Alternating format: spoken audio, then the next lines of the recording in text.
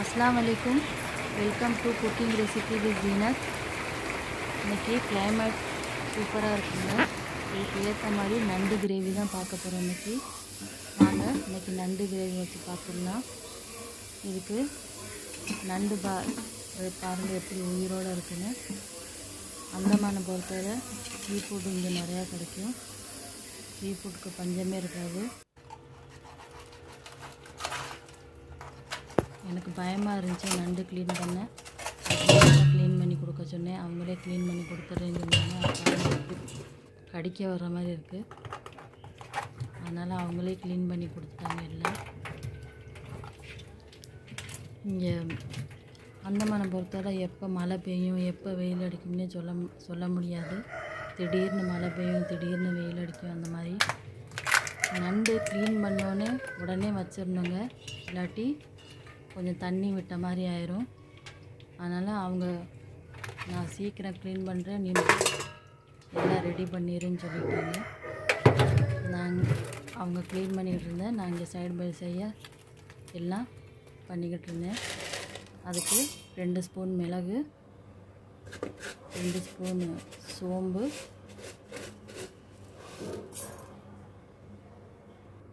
இஞ்சி பூண்டு ஒரு கைப்பொடி அளவு,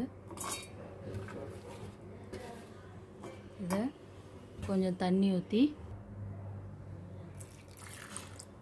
அரைச்சி எடுத்துகிட்டு வந்துடலாம். பாருங்கள் அரைச்சாச்சு. இப்போ வெங்காயம் வெட்டிக்கிடலாம். எல்லாம் ரெடி பண்ணி வைக்கணுங்க. அதே மாதிரி தக்காளி 2 தக்காளி எடுத்திருக்கேன். பச்சை மிளகா 4 பச்சை மிளகா கீறி வச்சுருக்கேன்.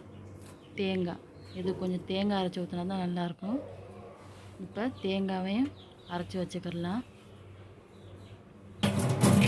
பாருங்கள் அரைச்சாச்சு. இப்போ ஒரு கடாயை வச்சு எண்ணெய் ஊற்றி வெந்தயம் கொஞ்சம், சோம்பு கொஞ்சம், பச்சை மிளகா 4 பச்சை மிளகா, வெங்காயம் இதை போட்டு கொஞ்சம் நல்லா வெங்காயம் நல்லா வதங்கணுங்க. இப்போ இதை நம்ம நல்லா வதங்க வச்சுக்கிடலாம். பாருங்கள் வெங்காயம் கொஞ்சம் வதங்கியாச்சு, இன்னும் கொஞ்சம் வதங்கணும். பாருங்கள் நல்லா வதங்கிடுச்சு. இப்போ நம்ம தக்காளி போட்டுக்கிடலாம். தக்காளி போட்டாச்சு. இப்போ அதில் கொஞ்சம் உப்பு போட்டால் சீக்கிரம் வதங்கிடும், அதனால் உப்பும் போட்டுக்கலாம். பாருங்கள் நல்லா மைய வெந்துருச்சு. இப்போ நம்ம அரைச்சி வச்ச மசாலா போட்டுடலாம். இப்போ மசாலா போட்டு கொஞ்சம் நல்லா எண்ணெயில் நல்லா வதங்கட்டும். இப்போவே அந்த நண்டு கிரேவி வாடை வடிகட்டிடுது.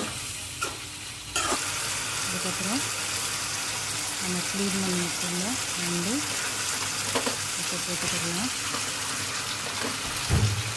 நல்லா எடுத்து போட்டுக்கலாங்க.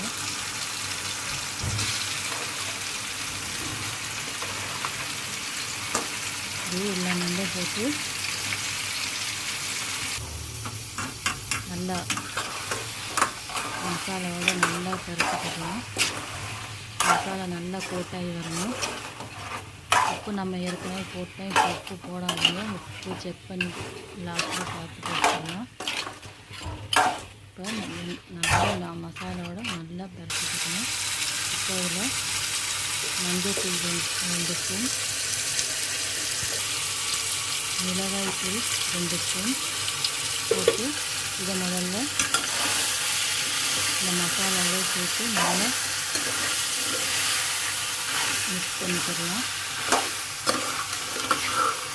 இப்போ மிக்ஸ் பண்ணிவிட்டு இப்போ ஒரு நெல்லிக்காய் அளவுக்கு புளி எடுத்து ஊற வச்சுக்கிடலாம். இப்போ பாருங்கள் கொஞ்சம் எண்ணெய் பிரிஞ்சு வந்தாச்சு. இப்போ நம்ம மல்லித்தூள் 2 ஸ்பூன், அதுக்கப்புறம் மிக்ஸ் மசாலா 2 ஸ்பூன்,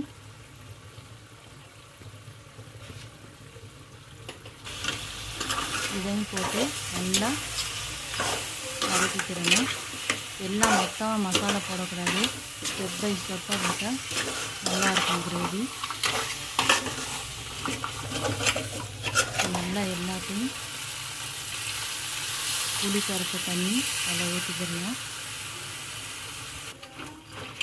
புளி கொஞ்சம் ஊற்றினா தான் கொஞ்சம் நல்லா டேஸ்ட்டு கிடைக்கும். பாருங்க, இப்போ நம்ம அரைச்சி வச்ச தேங்காய், வெறும் தேங்காய் தான், நான் எதுவுமே சேர்க்கல, வெறும் தேங்காய் மட்டும் அரைச்சி விட்டுருக்கேன்.